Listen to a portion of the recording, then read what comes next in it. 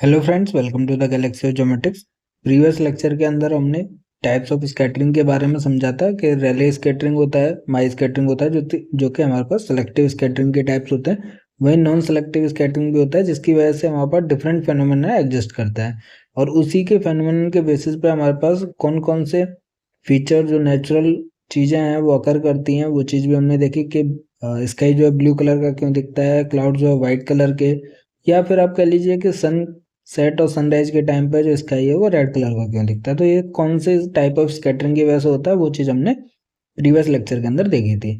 आज हम वही थर्ड फेनोमेना जो है एब्जॉर्प्शन, जो एटमॉस्फेयर और एनर्जी के इंटरेक्शन के वजह से होता है। ठीक है, तो बेसिकली एब्जॉर्प्शन फेनोमेना ऑब्जेक्ट के रेस्पेक्ट में भी हो सकता है। ठीक है, तो हम एब्जॉर्प्शन के बारे में समझने वाले हैं, क्या होता है, कैसे होता है और उसकी वजह से क्या इफेक्ट हमें देखने के लिए मिलता है। ठीक है, तो स्टार्ट करते हैं कि by the time EMR is recorded by a sensor, it has already passed through the earth atmosphere twice, once while traveling from the sun to the earth and second time while traveling from the earth to the sensor। तो ये चीज़ हमें पता है कि remote sensing system के अंदर हमने देखी थी कि जब रेडिएशन सोर्स से ऑब्जेक्ट तक इंटरेक्ट करती है, उसके बीच में भी एटमॉस्फेयर के साथ इंटरेक्ट करती है रेडिएशन। वहीं जब वापस रिफ्लेक्ट बैक होके हमारे पास सेंसर तक जाती है तो बीच में फिर से एटमॉस्फेयर के साथ दो बारी, मतलब एटमॉस्फेयर के साथ रेडिएशन इंटरेक्ट करती है। When the light travels through the atmosphere, a gradual reduction in its intensity अगर, जिसकी वजह से इंटेंसिटी कम हो जाती है रेडिएशन की। The reduction in intensity with distance in a medium that is atmosphere is called attenuation of the light। तो ये क्या कहलाता है, जो इंटेंसिटी रिडक्शन होता है attenuation of light कहलाता है।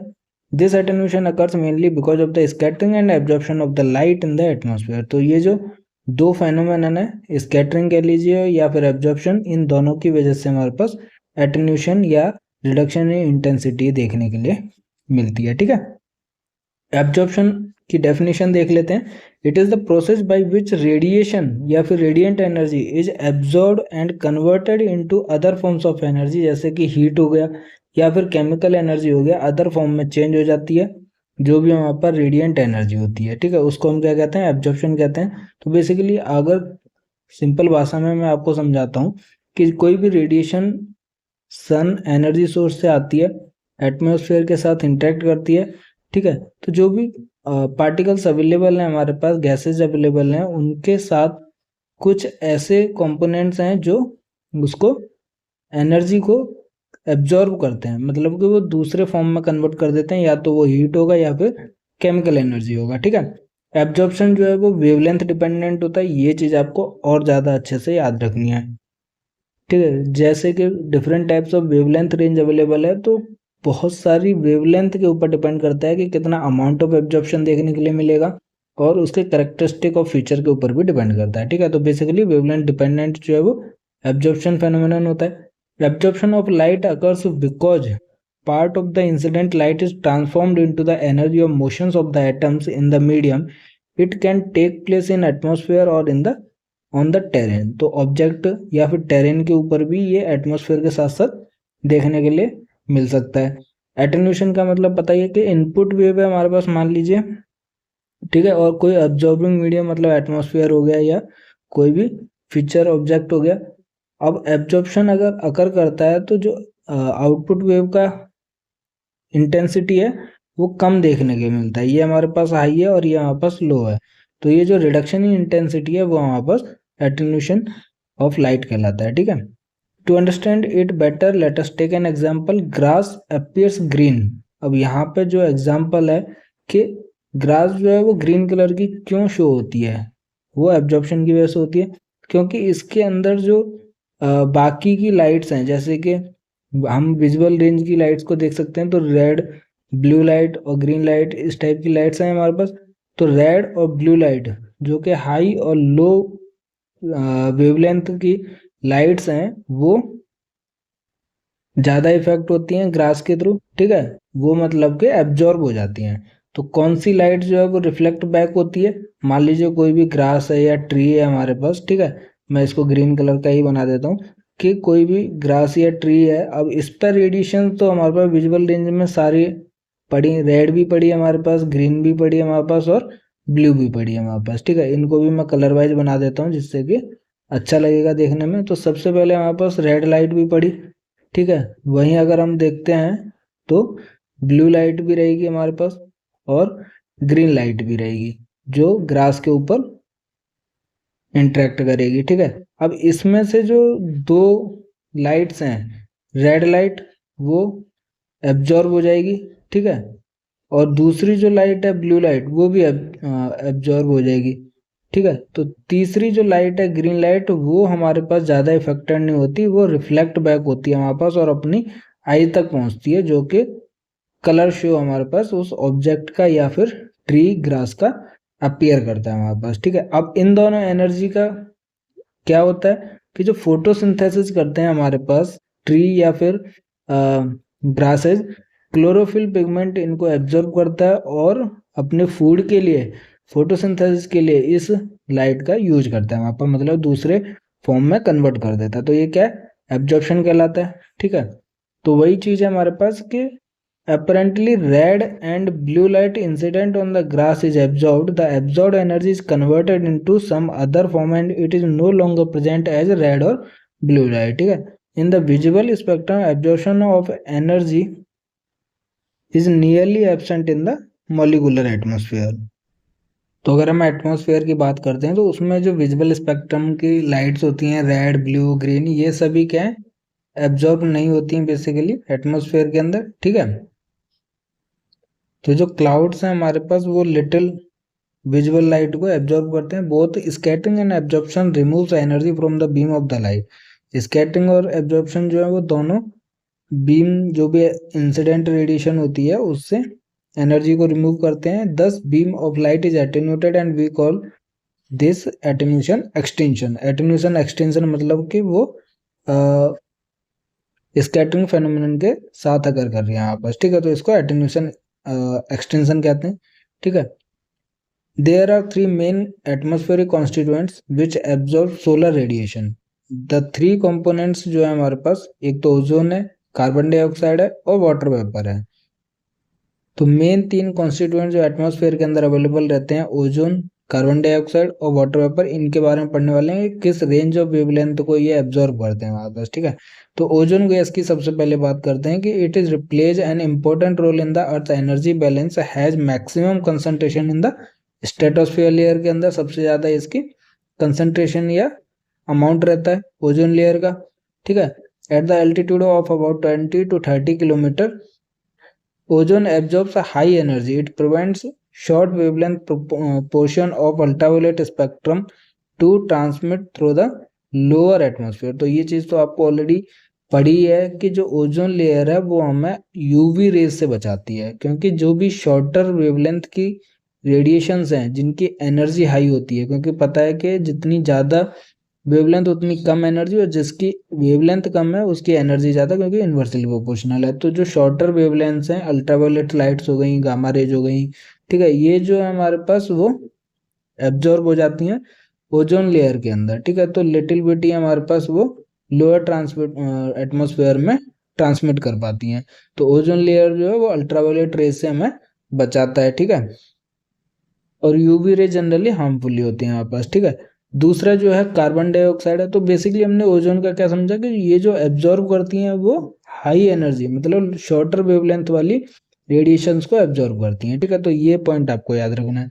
वहीं दूसरी चीज है कार्बन डाइऑक्साइड, दूसरा कॉन्स्टिट्यूएंट, ठीक है, which occurs mainly in the lower atmosphere में अवेलेबल रहता है, absorb radiation in the mid and far infrared reason.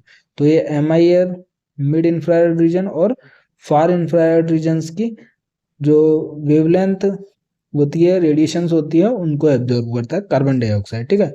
तो ये दो तीन पॉइंट हैं जो आपको याद रखने हैं। Maximum absorption occurs in the range भी हमारे पास है जो इंफ्रारेड रीजन की है 13 to 17.5 माइक्रोमीटर की जो वेवलेंथ रेंज है, वो रेडिएशंस जो है वो ज़्यादा इफेक्टेड होती हैं। कार्बन डाइऑक्साइड जो है वो मैक्सिमम एब्जॉर्प्शन रखता है इस रेंज ऑफ वेवलेंथ में, ठीक है। Abundance of water vapor significantly varies with the time and location। अब तीसरा क्या हमारे पास वाटर वेपर है।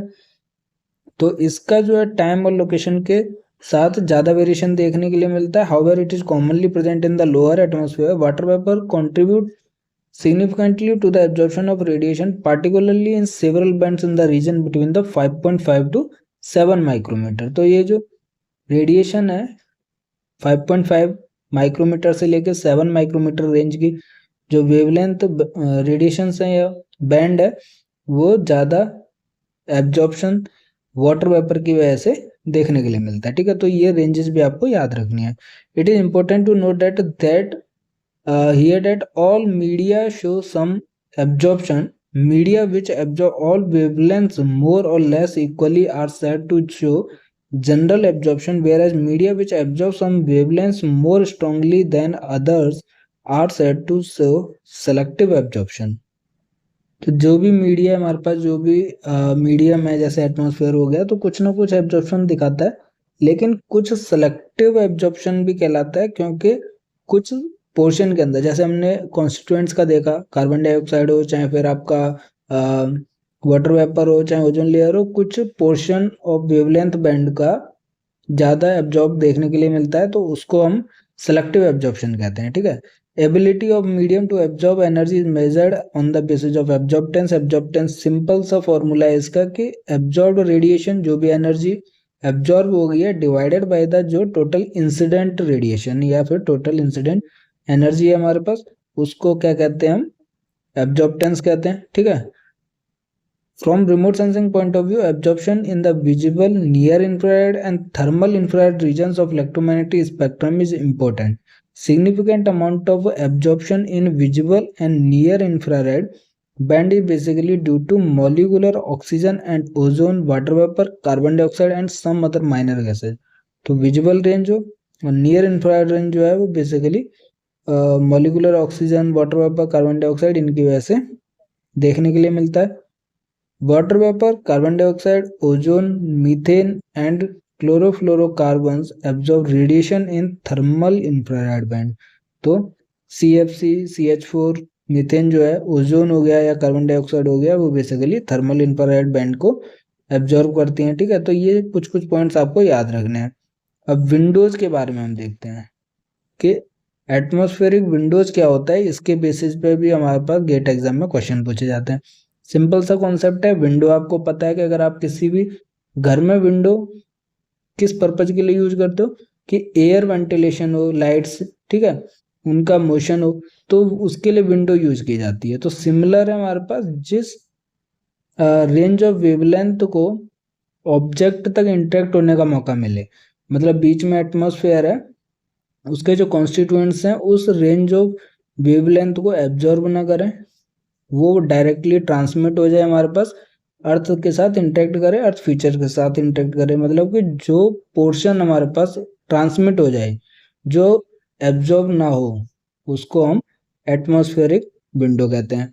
ठीक है, तो उसी कॉन्सेप्ट को देख लेते हैं कि there are certain portions of electromagnetic spectrum where light can travel through atmosphere with much absorption. The absorption by various constituents in the atmosphere results in limiting portion of the EMR from reaching the earth। क्योंकि maximum जो है, जो portions है radiations का, वो absorb हो जाता है जो कॉन्स्टिट्यूएंट्स एटमॉस्फेयर के अंदर है, तो कुछ पोर्शन ही हमारे पास इलेक्ट्रोमैग्नेटिक रेडिएशन का अर्थ तक रीच करता है। Hence the Earth's atmosphere is not completely transparent to electromagnetic radiation। तो जितनी भी इलेक्ट्रोमैग्नेटिक स्पेक्ट्रम के अंदर वेवलेंथ रेंज है वो सारी की सारी हम यूज नहीं करते हैं रिमोट सेंसिंग इमेजेस क्रिएट करने के लिए, क्योंकि वो अर्थ तक पहुंच नहीं पाती हैं, एटमॉस्फेयर में भी एब्जॉर्ब हो जाती हैं। So for remote sensing this limits us to portions of the electromagnetic spectrum where radiation is not strongly absorb. तो जो स्ट्रांगली एब्जॉर्ब नहीं होती हैं हमारे पास, उस पोर्शन को क्या कहते हैं, एटमॉस्फेरिक विंडो कहते हैं। ये चीज आपको याद रखनी है, जो ट्रांसमिट हो जाए एटमॉस्फेयर से, जो ग्राउंड के साथ इंटरेक्ट करें, मतलब कि जो एब्जॉर्ब ना हो, ठीक है, उसको हम एटमॉस्फेरिक विंडो करते हैं। So positions, extents and effectiveness of atmospheric window are determined by the absorption spectra of the atmospheric gases। तो ये जो एटमॉस्फेरिक विंडो है, इसका एप्लीकेशन क्या है, इसका यूज क्या है कि हम उस वेवलेंथ रेंज को फाइंड आउट कर सकते हैं जो सेंसर उसके डिटेक्टेबल हो। क्योंकि उसी रेंज ऑफ वेवलेंथ को हम जनरली रिमोट सेंसिंग पर्पज के लिए यूज करेंगे। ठीक है।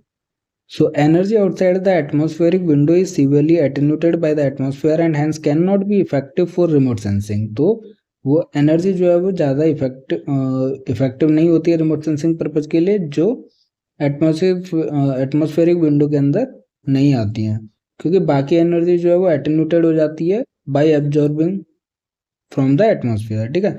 The most important atmospheric window जो है, सबसे ज़्यादा अच्छी चीज़ है विजुअल विंडो, क्योंकि वो कम एब्जॉर्ब होती है। वो चीज़ हमने देखी थी कि 0.4 से लेके 0.7 माइक्रोमीटर जो वेवलेंथ रेंज है वो विजुअल विंडो है। उसके बाद 3.7 माइक्रोमीटर विंडो है। माइक्रोवेव विंडोज भी है हमारे पास जो 2 से 4 mm और ग्रेटर देन 6 mm। ठीक है। ये जो वेवलेंथ रेंज है वो माइक्रोवेव विंडो है, ये हमारे पास अर्थ तक रीच करती हैं। इनको हम रिमोट सेंसिंग पर्पज के लिए यूज कर सकते हैं। और उसके अलावा क्या है, 8.5 से लेकर 12.5 माइक्रोमीटर वेवलेंथ रेंज है जो कि एटमॉस्फेरिक विंडो के अंदर आती है। ठीक है। तो बेसिकली आपको ये 3-4 चीज़ें याद रखनी है। विजिबल, ठीक है, इंफ्रारेड की रहेगी, माइक्रोवेव की रहेगी, थर्मल इंफ्रारेड की भी रहती हैं। तो ये जो वेवलेंथ रेंज है 0.4 से 0.7 माइक्रोमीटर, 3.7 माइक्रोमीटर, 2 से 4 mm या फिर ग्रेटर देन 6 mm, और 8.5 से 12.5 माइक्रोमीटर की जो विंडो है वो एटमॉस्फेयर विंडो के अंदर है, जो रिमोट सेंसिंग पर्पज के लिए यूज की जाती है। ठीक है। The visual window is mainly affected by the ozone absorption and by molecular scattering. The 8.5 to 12.5 जो इंफ्रारेड की विंडो है is punctuated by the 9.6 micrometer ozone absorption band and is affected by the water vapour absorption. तो ये भी absorb की जाती हैं। 8.5 से 12.5 माइक्रोमीटर के अंदर एक 9.6 माइक्रोमीटर आएगा, वो ओजोन एब्जॉर्प्शन बैंड है, मतलब ओजोन की वजह से वो एब्जॉर्ब होता है 9.6 माइक्रोमीटर वेवलेंथ।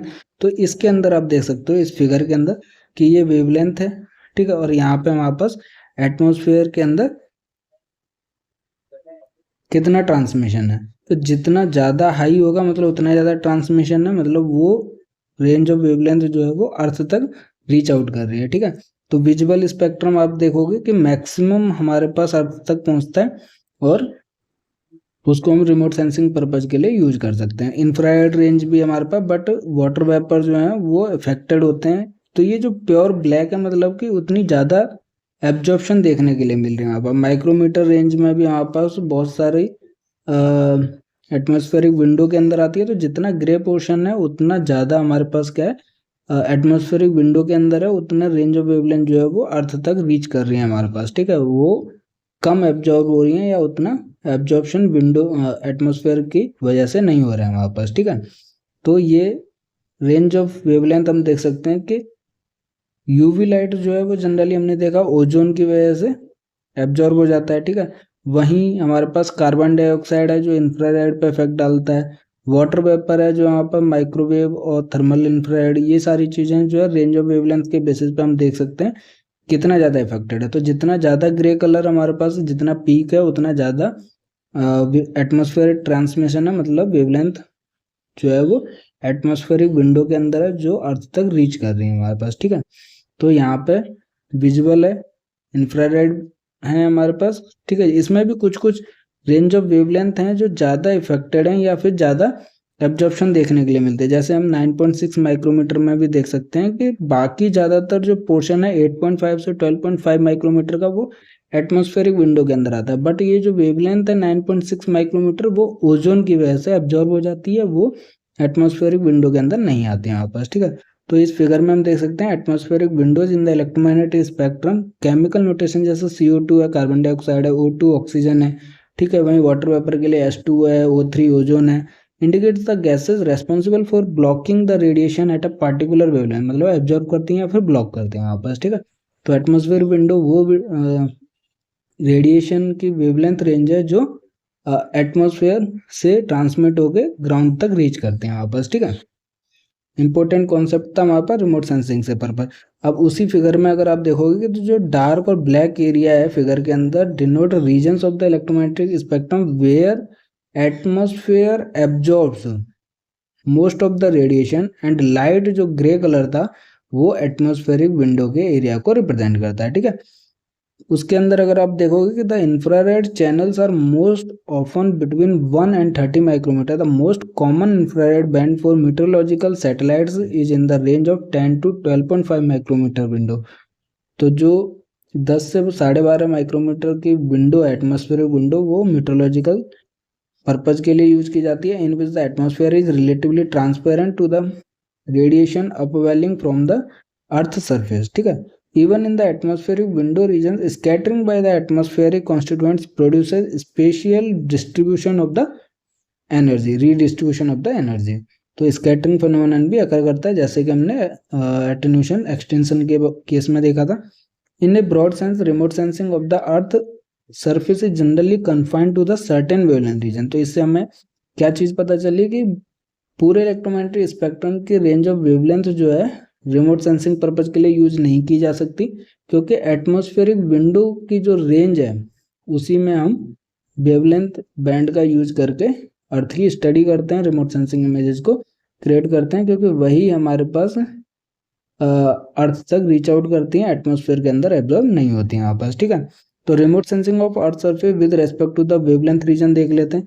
अब ये भी एक इंपॉर्टेंट टेबल है, ठीक है। बेसिकली आप इसको याद रखोगे तो बाकी चीज़ें आपको याद रहेंगी। सबसे पहले हमारे पास 0.3 से 0.4 माइक्रोमीटर है जो यूवी लाइट की है, जो कि कुछ पोर्शन ऑफ यूवी रेज जो है ट्रांसमिट होता है फ्रॉम द ओजोन लेयर या एटमॉस्फेयर, जो अर्थ तक रीच आउट करता है, ठीक है। वो क्या है, एटमॉस्फेरिक विंडो के अंदर आता है 0.3 से 0.4 माइक्रोमीटर। वहीं 0.4 से 0.7 माइक्रोमीटर विजिबल रेंज है, ये भी एटमॉस्फेरिक विंडो के अंदर आता है। 0.7 से 3 माइक्रोमीटर है रिफ्लेक्टेड इंफ्रारेड है। 3 से 5 माइक्रोमीटर है थर्मल इंफ्रारेड है। 8 से 11 है थर्मल इंफ्रारेड है। 1 mm से 1 मीटर की रेंज के माइक्रोवेव है। तो ये एटमॉस्फेरिक विंडो है जिसके अंदर कुछ पोर्शंस हैं, ठीक है।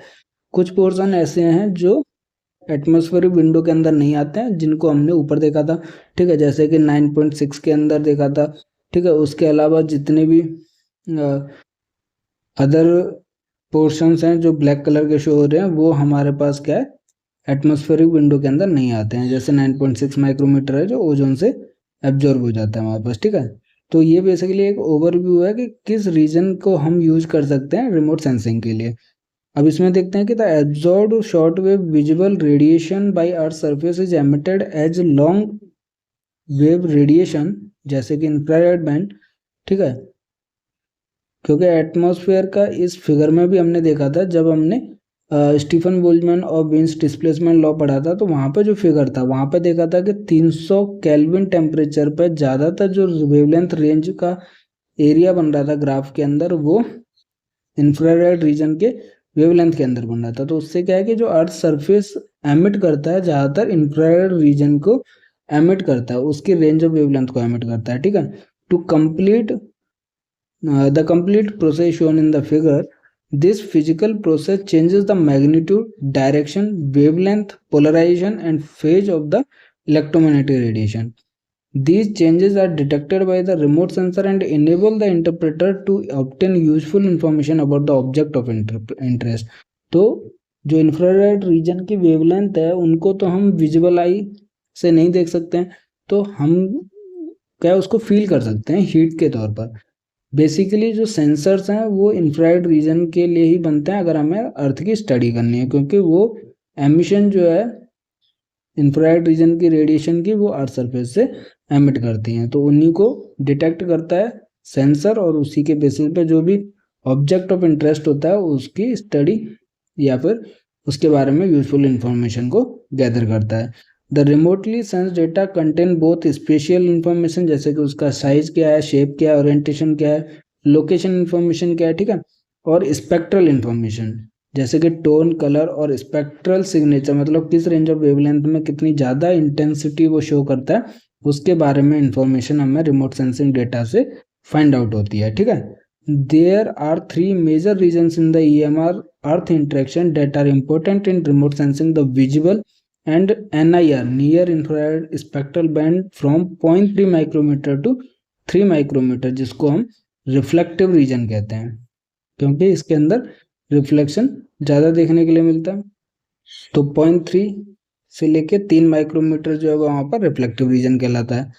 अब ये इसके बीच में हमने देख ही लिया है कि जनरली क्या क्या रेंज ऑफ वेवलेंथ है, विजिबल है, नियर इंफ्रारेड मोस्टली है हमारे पास, ठीक है, और 0.3 से 0.4 यूवी लाइट है हमारे पास। So in this band, the sun's radiation sensed by the sensor is reflected by the Earth's surface. The band corresponding to the atmospheric window between 8 and 14 micrometer is known as the thermal infrared band. तो जो भी atmospheric window के reason की बात हम कर रहे हैं उसमें से 8 माइक्रोमीटर और 14 माइक्रोमीटर के बीच में जो एटमॉस्फेरिक विंडो है उसको हम क्या कहते हैं, थर्मल इंफ्रारेड बैंड कहते हैं। तो the energy available in this band for remote sensing is due to thermal emission from the earth surface. तो जो हीट की वजह से, जो अर्थ सरफेस की हीट है, जो थर्मल एमिशन है, उसकी वजह से जो रेडिएशन निकलती हैं 8 माइक्रोमीटर से 14 माइक्रोमीटर की वेवलेंथ की, वो थर्मल इंफ्रारेड बैंड कहलाती हैं, ठीक है। Both reflection and self emission are important in the intermediate band from 3 micrometer to 5.5 micrometer, ठीक है। उसके लिए क्या, रिफ्लेक्शन और सेल्फ एमिशन दोनों फैक्टर्स अफेक्ट करते हैं। तो इस फिगर में हमें पता ही है कि ये फेनोमेनन से पाथ रेडियंस मतलब डायरेक्ट सेंसर तक पहुंच जाता है without in contacting to the object of the surface, ठीक है। स्कैटरिंग फेनोमेनन भी देख सकते हैं हम कॉन्स्टिट्यूएंट्स की वजह से। उसके बाद रिफ्लेक्शन है जो किसी पर्टिकुलर एंगल के साथ रिफ्लेक्ट करता है। स्कैटरिंग में हमारे पास ये चीज़ नहीं है, ठीक है। तो इस फिगर में हम देख सकते हैं माइक्रोवेव रीजन हमारे पास 1 to 30 centimetre of the spectrum. The sensor is normally a radar which is an active sensor. तो माइक्रोवेव रीजन में अगर आप देखोगे तो बेसिकली एक्टिव रिमोट सेंसिंग के केसेज हैं, क्योंकि उसको हम रडार कहते हैं, लिडार कहते हैं हमारे पास। रडार मतलब radio detection and ranging, lidar मतलब लाइट डिटेक्शन एंड रेंजिंग। तो ये एक्टिव रिमोट सेंसिंग है, मतलब कि उनका जो एनर्जी सोर्स है वो सन नहीं है हमारे पास, उसका खुद का ओन एनर्जी सोर्स होता है, वो रेडिएशंस को भेजता है माइक्रोवेव रेंज में हमारे पास, और फिर उसके वापस पहुंचने का जो टाइम पीरियड होता है रिफ्लेक्ट बैक होकर उसके बेसिस पे, क्योंकि ये जो ट्रैवलिंग होती है रेडिएशन की वो तो स्पीड ऑफ लाइट से होती है, तो टाइम पीरियड से कैलकुलेट करके डिस्टेंस फाइंड आउट करता है, उसके बेसिस पे हमारे पास पूरी कैलकुलेशन होती है। तो ये भी हम देखेंगे, ठीक है। जो माइक्रोवेव के एक्टिव रिमोट सेंसिंग है वो प्लेटफॉर्म सेंसर वाली लेक्चर सीरीज में देखेंगे। तो बेसिकली आपको जो माइक्रोवेव रीजन है, ठीक है, रेडियो वेव का जो रीजन है ये यूजफुल है हमारे पास एक्टिव सेंसर्स के अंदर, ठीक है। जो रडार होता है, लिडार होता है, जो कि प्रोवाइड करते हैं इट्स ओन एनर्जी सोर्स, ठीक है। The EMR produced by the radar is transmitted to the earth surface and the EMR reflected back scattered या फिर रडार रिटर्न कह लीजिए from the surface is recorded and analysed. तो जैसे मैंने बताया कि एनर्जी जो है भेजी जाती है हमारे पास माइक्रोवेव रीजन की, ठीक है, और फिर वो जो वापस रिफ्लेक्ट बैक होती है फिर रडार रिटर्न कह लीजिए फ्रॉम द सरफेस, उसको रिकॉर्ड किया जाता है, उसको एनालाइज किया जाता है, ठीक है। The microwave region can also भी मॉनिटर्ड विद पैसिव सेंसर। तो ऐसा नहीं है कि वो पैसिव सेंसर के साथ मॉनिटर नहीं कर सकते हैं माइक्रोवेव रीजन को, वो बेसिकली मोस्टली जो यूज किया जाता है वो एक्टिव सेंसर के साथ, क्योंकि खुद के एनर्जी के साथ, एनर्जी सोर्स के साथ यूज किया जाता है, इसलिए वो एक्टिव सेंसर्स हैं। बट माइक्रोवेव रीजन जो है वो अर्थ तक रीच भी करता है, और बेसिकली माइक्रोवेव रीजन जो है लार्ज वेवलेंथ शो करता है हमारे पास, ठीक है। तो उसकी वजह से जो क्लाउड कवर्स हैं या दूसरी जो कॉन्स्टिट्यूएंट्स एटमॉस्फेयर के अंदर अवेलेबल हैं वो ज़्यादा इफेक्ट नहीं कर पाते, वो ट्रांसमिट कर जाता है जो माइक्रोवेव रेडिएशंस हैं, और वो basically deep of the earth surface की स्टडी के लिए, अंडरग्राउंड के लिए यूज किया जाता है हमारे पास, ठीक है। माइक्रोवेव पैसिव सेंसर के तौर पर भी मॉनिटर या यूज किया जा सकता है, ठीक है। तो जिसको हम माइक्रोवेव रेडियोमीटर्स कहते हैं, which record the radiation emitted by the earth surface and its atmosphere in the microwave region. तो माइक्रोवेव रेडियोमीटर की हेल्प से हम उसको रेडिएशंस को जो नेचुरली हमारे पास सेंसर तक रीड करती हैं उसको हम माइक्रोवेव रेडियोमीटर से रीड करते हैं, मॉनिटर करते हैं, ठीक है, जो अर्थ सरफेस से एमिट होती हैं हमारे पास। तो ये माइक्रोवेव रेडियोमीटर का काम होता है, उसकी वजह से हम एनालाइज करते हैं, ठीक है, अर्थ सरफेस को माइक्रोवेव रीजन के अंदर। तो ये जो कॉन्सेप्ट था पूरा एब्जॉर्प्शन से रिलेटेड था, इंपॉर्टेंट टॉपिक था एटमॉस्फेरिक विंडो के लेके, जो यूज किया जाता है हमारे पास रिमोट सेंसिंग बैंड के लिए, ठीक है। तो आज का भी इम्पोर्टेंट लेक्चर था जो कि एब्जॉर्प्शन फेनोमेनन को कवर करता है। ठीक है, अगर वीडियो में कोई भी डाउट है तो आप हमें कमेंट कर सकते हैं वीडियो के ऊपर, या फिर आप हमारे साथ टेलीग्राम व्हाट्सएप चैनल पर जुड़ सकते हैं, जहाँ पे आप अपने डाउट्स क्लियर कर सकते हैं, कमेंट कर सकते हैं, मैसेज कर सकते हैं। ठीक है, और अपने जो लेक्चर्स की पीडीएफ है, नोट्स हैं, उनको फ्रीली डाउनलोड कर सकते हैं। वीडियो आज का पसंद आया तो दोस्तों के साथ शेयर कीजिए, चैनल को सब्सक्राइब कीजिए और अपनी गेट ज्योमेट्रिक्स की तैयारी ज्योमेट्रिक्स गैलेक्सी के साथ करते रहिए, हंसते रहिए, पढ़ते रहिए, मुस्कुराते रहिए। मिलते हैं नेक्स्ट लेक्चर में। Thank you.